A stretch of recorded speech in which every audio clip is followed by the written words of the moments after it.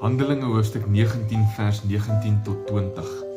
Heel party van die wat toorkunste beoefen het hulle toorboeke saamgebring en voor almal verbrand. Die waarde van die boeke was 50.000 silwermuntstukke. So het die woord van die Here kragtig gegroei en sterk geword. Hier lees ons 'n baie kort weergawe van Paulus se bedieningstyd in Efese. In hierdie verse sien ek wat die sigbare effek was van die evangelie van Jesus in die stad van Efese.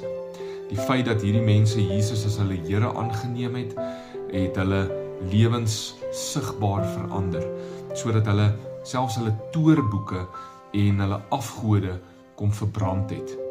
Dit het weer so 'n groot impak op die stad gehad, dat dit die totale afgodsdiens in die stad geskit het.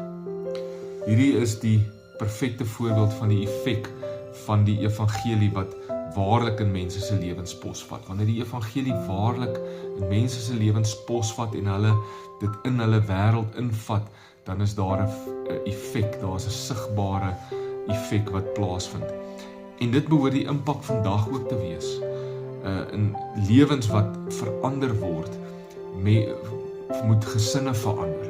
Dit moet werksplekke verander. Dit moet gewoontes verander. Dit moet die ekonomie verander. Dit moet die politiek verander. Dit moet ons sport en ons vermaaklikheidsbedryf verander. Sosiale kringe. Dit moet uitkring na elke liewe area en elke liewe gebied. Dan kom die evangelie tot sy reg. Maar dit begin by my. Dit begin by 'n individu wat die evangelie aanneem, wat toelaat dat God my hart verander en dan die vrug produseer wat net die evangelie kan produseer. Daarom sê Paulus daar in Romeine 1 vers 16, ek skaam my nie vir die evangelie van Christus nie, want dit is die krag van God tot redding. Kom ons laat toe dat die evangelie ons transformeer en dan deur ons wêreld transformeer. Kom ons bid saam.